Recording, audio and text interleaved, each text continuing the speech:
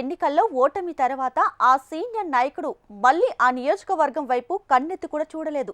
కాపు రిజర్వేషన్ల పోరాటానికి విరామం చెప్పి మొన్నటి ఎన్నికల టైంలో ఓ పార్టీ కండువ కప్పుకున్న ఆ నేత చాలా ఏళ్ల తర్వాత మళ్ళీ ఆ నియోజకవర్గంపై మనసు పెట్టారట. రానున్న ఎన్నికల నాటికి తన కుమారుడికి రాజకీయంగా ప్లాట్ఫామ్ రెడీ చేసేందుకు ఇప్పటి నుంచే గ్రౌండ్ వర్క్ చేస్తున్నారట. మెల్లిమెల్లిగా రాజకీయంగా యాక్టివ్ అవుతున్నారట. ఇంతకు ఎవరా నేత, ఏంటా నియోజకవర్గం, ఈ స్టోరీలో చూద్దాం. ఏపీ రాజకీయాల్లో ముద్రగడది ప్రత్యేక చరిత్ర. అంతకుముందు ఎమ్మెల్యేగా, మంత్రిగా పనిచేసిన కాపు రిజర్వేషన్ల పోరాటంతో రాష్ట్ర రాజకీయాల్లో కీ రోల్ పోషించారు. ఏపీ రాజకీయాలు మొత్తం తన చుట్టూ తిరిగేలా అందరి దృష్టిని ఆకర్షించారు. అయితే 2024 సాధారణ ఎన్నికల ముందు అనేక ఊగిసలాటల తర్వాత చివరికి వైసీపీ తీర్థం పుచ్చుకున్నారు ముద్రగడ.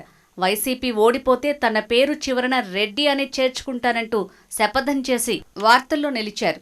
అయితే గతంలో ప్రతిపాడు నియోజకవర్గం నుంచి ఎమ్మెల్యేగా ప్రాతినిధ్యం వహించిన ముద్రగడ చాలా ఏండ్ల తర్వాత మళ్లీ ఆ నియోజకవర్గంపై ఫోకస్ పెట్టారట.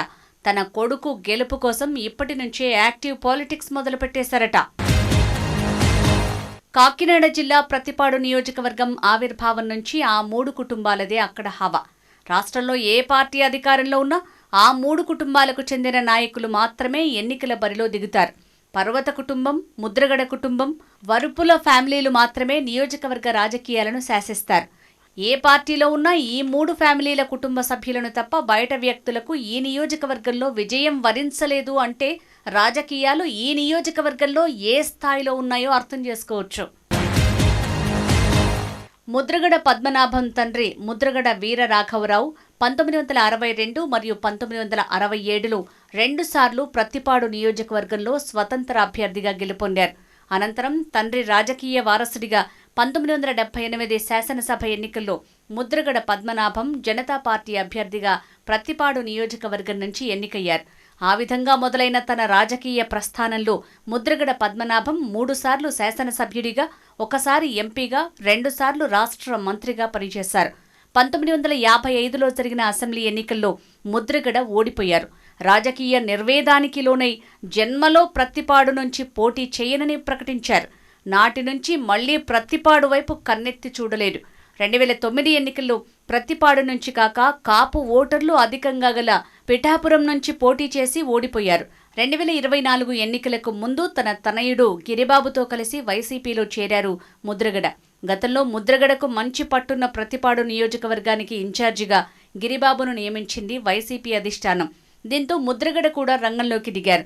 తన కుమారుడు గిరిబాబుకు వచ్చే ఎన్నికల నాటికి రాజకీయంగా గ్రౌండ్ ప్రిపేర్ చేసే పనిలో పడ్డారని నియోజకవర్గంలో గుసగుసలు వినిపిస్తున్నాయట. ముద్రగడ రాకను పసిగట్టిన పర్వత, వరుపుల ఫ్యామిలీస్ కూడా యాక్టివ్ అయ్యాయట. ప్రస్తుత నియోజకవర్గ ఎమ్మెల్యేగా ఉన్న వరుపుల సత్యప్రభ ముద్రగడ 3 దశాబ్దాల తర్వాత నియోజకవర్గానికి వచ్చి చేసేదే ఉందని కౌంటర్ ఇస్తున్నారట. 30 ఏళ్లు నియోజకవర్గం గుర్తుకు రాలేదా, ఇప్పుడు అవసరాల కోసం రాజకీయాలు చేస్తారా అని గట్టిగానే కౌంటర్ ఇస్తున్నారట ఎమ్మెల్యే సత్యప్రభ.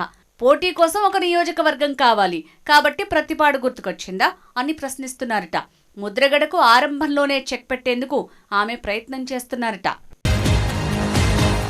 గతంలో ముద్రగడ కుటుంబానికి అనుకూలంగా ఉన్న కొంతమంది నాయకులు ఇప్పుడు టీడీపీలో ఉండటంతో ముద్రగడ ఫ్యామిలీకి కూడా పరిస్థితులు క్రిటికల్గానే మారాయట. దీంతో రాజకీయాలు చాలా కాస్ట్లీ అయిపోయాయని అంటున్నారట పద్మనాభం. గతంలో లేని కొత్త సాంప్రదాయాలతో పాలిటిక్స్ చేయాలంటే చాలా కష్టం అని సన్నిహితుల దగ్గర చెప్తున్నారట. గత ఎన్నికల్లో సిట్టింగ్ ఎమ్మెల్యేగా ఉన్న పర్వత ప్రసాద్కి వైసీపీ సీటు నిరాకరించడంతో ఆయన ఇప్పుడు వైసీపీకి దూరంగా ఉంటూ వస్తున్నారు. వరుపుల రాజా అకాల మరణంతో పొలిటికల్ ఎంట్రీతో తొలిసారి ఎన్నికల్లో పోటీ చేసి విజయం సాధించారు ఎమ్మెల్యే సత్యప్రభ. 2014లో గెలిచిన సుబ్బారావు, 2019లో గెలిచిన పర్వత ప్రసాద్లు పార్టీకి పూర్తిగా దూరంగా ఉండటంతో ఆ మాజీ ఎమ్మెల్యేల చుట్టూ ఉన్న అనుచరులను తన వైపుకు తిప్పుకుంటున్నారట.